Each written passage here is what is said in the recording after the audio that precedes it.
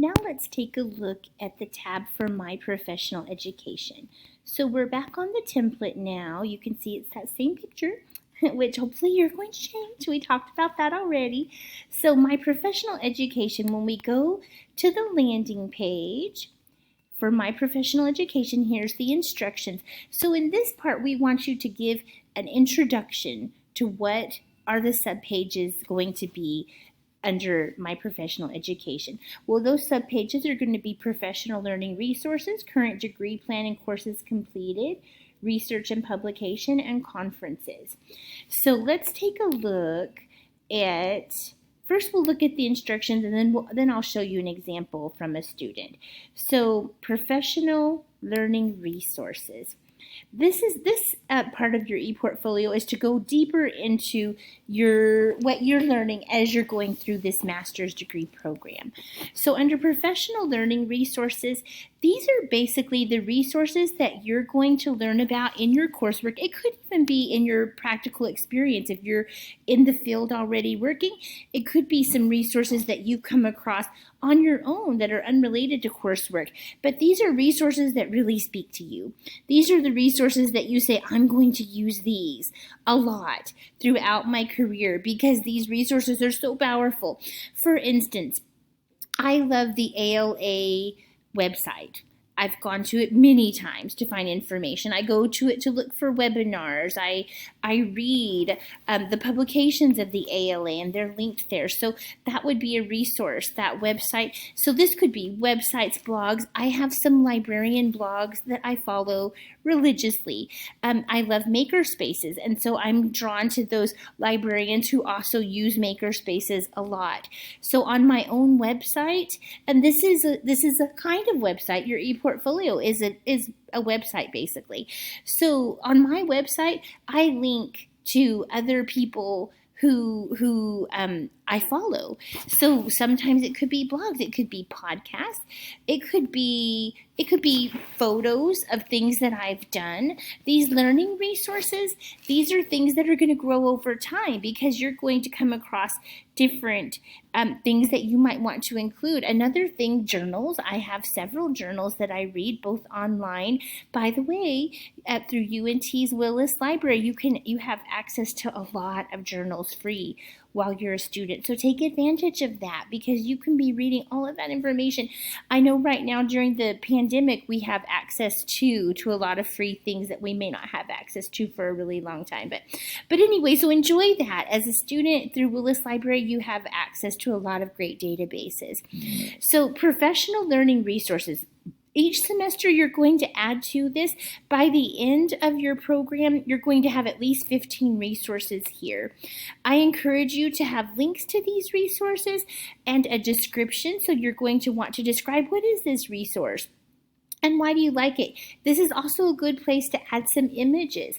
Let's take a look at another student. This is E. Bailey Sterling's ePortfolio, and I like her quote here, a word after word after word is power, Margaret Atwood.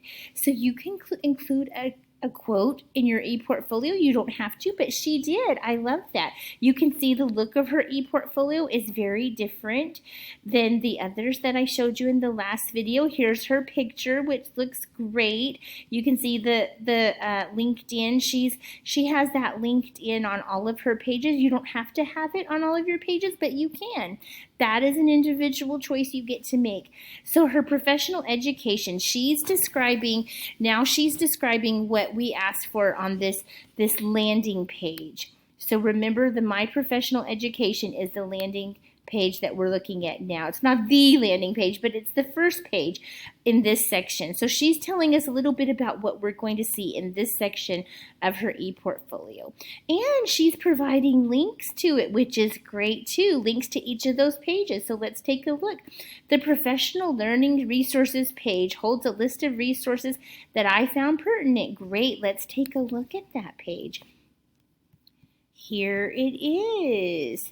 So she's talking about, oh, look, she's got some really nice logos, which are powerful tools and she's describing these things, what they are. She doesn't have 15 yet because she's not done. So she's adding to these as she goes along. Let's take a look at the current degree plan. Now, you don't have a degree plan usually in your first semester. In fact, you might not have a degree plan until later on in your program. So if you don't have a degree plan in the beginning, that's okay. That's something that you will get through the advising office. So after your probably second semester at least, you want to go to the advising office page on the College of Information website, and you want to set up an appointment with your advisor in order to get a formal degree plan. Until then, you can just list what classes you're taking, and you can see that she listed the classes she took in the fall. She listed the classes she's taking in the spring, what she's going to be taking in the future. This is exactly what we want to see, is what classes have you taken, what are you going to take. Your formal degree plan will look a little bit different. It'll be a formal document that's signed. But until then, this is how you do this page. Let's take a look at research and publication. Now, it's possible in your master's degree program, you are not required to publish. But this is what we're talking about when it comes to this page. These are the publications like in journal articles. If by the end of your program you don't have any publications, you can delete this page. But if you do, it looks great. So this is something that people might want to see, especially in the future when you go to look for future employment. What about conferences? Let's take a look at conferences. What conferences or webinars have you attended that were meaningful to you and why? This would be a great place to have photos. I don't know, maybe you went to one of the things that I go to every year is the North Texas Teen Book Festival, where they bring in hundreds of young adult authors. It's right here in Irving at the Convention Center in Irving, and it's a fabulous day with lots of information and really cool presentations by authors. I mean, some of the best authors in the young adult business come to this conference, and it is awesome. You can also get your photo taken with the authors. If I had my photo taken with one of these authors, this might be a place where I would want to share it and talk about something that I learned at this conference. What are you learning at these conferences, and how is this changing how you think about your profession and what you might want to do in your profession? Also, under My Professional Education, if you wanted to add, you could add a page about service.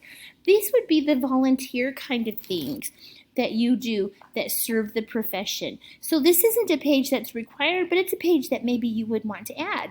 Completely up to you.